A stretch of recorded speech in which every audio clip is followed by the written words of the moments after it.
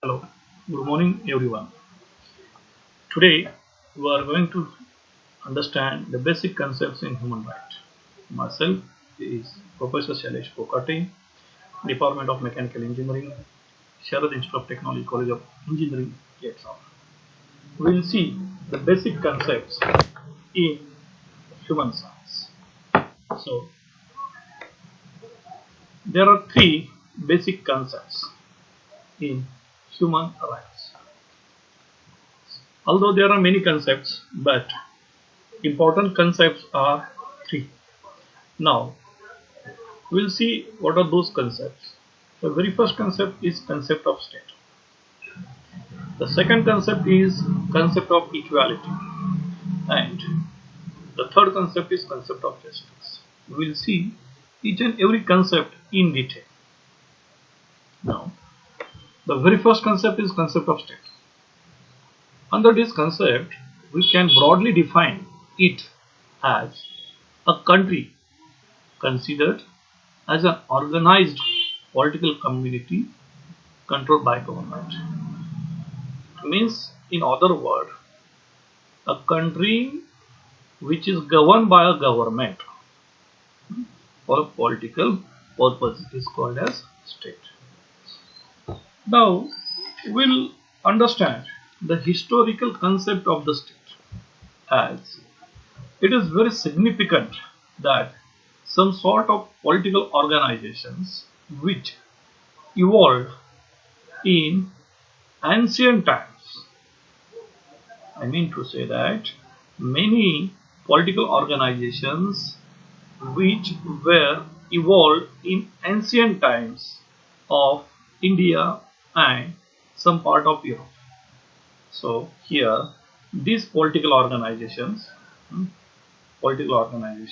which existed since ancient times, such as Greek city-states, Roman Empire, and in India also. So it is called as historical evolution of state. Now we will see some of the political thinkers which made the reference of state in their writing. Now the contemporary concept of a state, that is, we can say the definition or the concept of a state which very first evolved or made by a European political thinker, Machiavelli. So he has developed this concept during his life. Machiavelli, will see who is a Machiavelli. Machiavelli expressed this idea in early 16th century as the power which have authority over men. So in his book Prince, which is written or which wrote in 1530, this book Prince, written by Machiavelli in the year of 1530. So in that book he has first time mentioned about the concept of state. So in his opinion, a state means the power which has authority over man. Now we'll see again, this was an important idea because it described the nature of the state, not the end of the state, which was a question of political philosophy rather than political sociology or political science. So we'll see what is meant by nature of state and not the end of the state. We'll understand the nature of state is to govern the country. The nature of state is govern the country, and here the end of the state, we understand what is meant by end of the state. End of the state means when a government rule over the people, the ultimate end will be the welfare state. So that concept is different, welfare state. So we restrict our discussion only to the concept of state. Okay. Now we'll see some of the different definitions which evolved by different social scientists. So the very first is Max Weber. So he born in 1864 and died in 1920. So he was a famous German sociologist, and he first time made a sociological definition of state in 1920. According to Max Weber, the state cannot be defined in terms of its end. As I already told you, the end means when the state rules over the people, it results into the welfare state. Okay, so I repeat the definition of Max Weber. So Max Weber in 1920 made a sociological definition of state, and it said that state cannot be defined in terms of its end. Ultimately, one can define the modern state sociologically only in terms of means. Now, in another way, Weber says that a state is a human community that successfully claims the monopoly of the legitimate use of physical force within a given territory. As we understand, state don't have different identity. State is formed by a people who elected by the people, and it is so that state is a human community. Why we call state is a human community? Because the state means government. Government means what? Government means the peoples who are elected by the peoples. So that is called as human community. So a state is a human community that claims the monopoly. What is meant by claims the monopoly? Means they use their power. Monopoly means power of the legitimate use of physical force. Now here the important point is legitimate use. Legitimate use means the power given to the government or the power given to the people, they need to utilize that power in a legal way, not in illegal way. So legal way called as legitimate use, and ultimately by using the physical force means whatever the sources available or resources available in a country, they need to utilize that resources of a country in a legal way. Okay, so here the Max Weber given a sociological definition of concept of state. Now we'll see that Indian perspective of state. So for that purpose we are going to see the state in ancient India.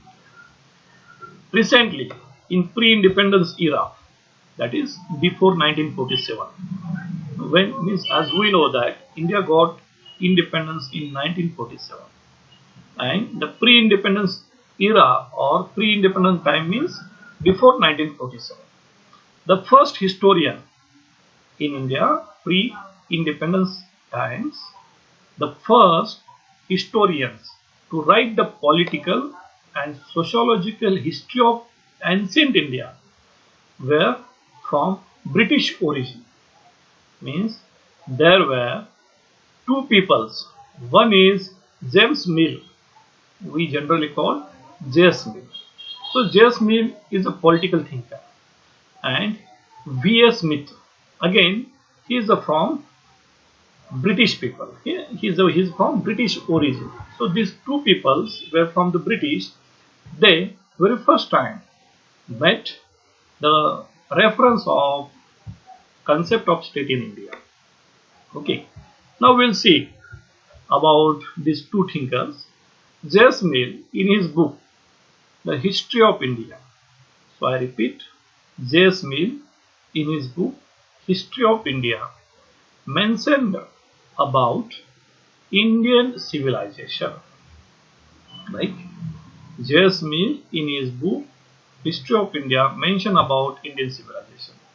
As we all are aware about Indian civilization, so it dates back to 6 BC, that is Mohenjo-daro, Harappa civilizations.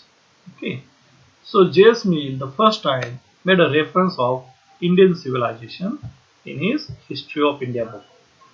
So according to him, it is nothing but the ancient Indian state. Means Indian civilization means ancient Indian state. Now, on the same basis, the V.S. Smith also mentioned the Indian civilization as a ancient Indian state. Now, ancient Indian thinkers, similarly, these are the European thinkers.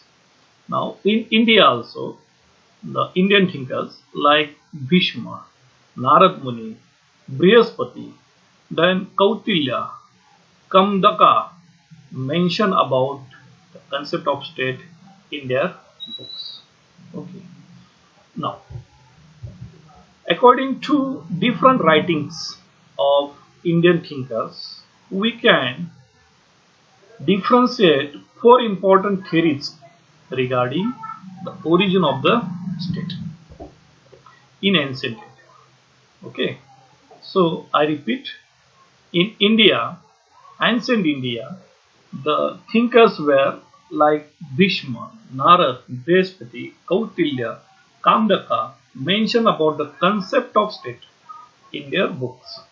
So by analyzing their books, we classify different theories of formation of state in ancient India, and these theories are the very first theory which mention about the formation of state in ancient India is a evolutionary theory. The second theory which mention about the formation of ancient state in India is force theory, and the third one is mystical theory, and fourth one is contact theory. So here are four different theories. One is evolution theory, second one is force theory, third one is mystical theories, and fourth one contact theory.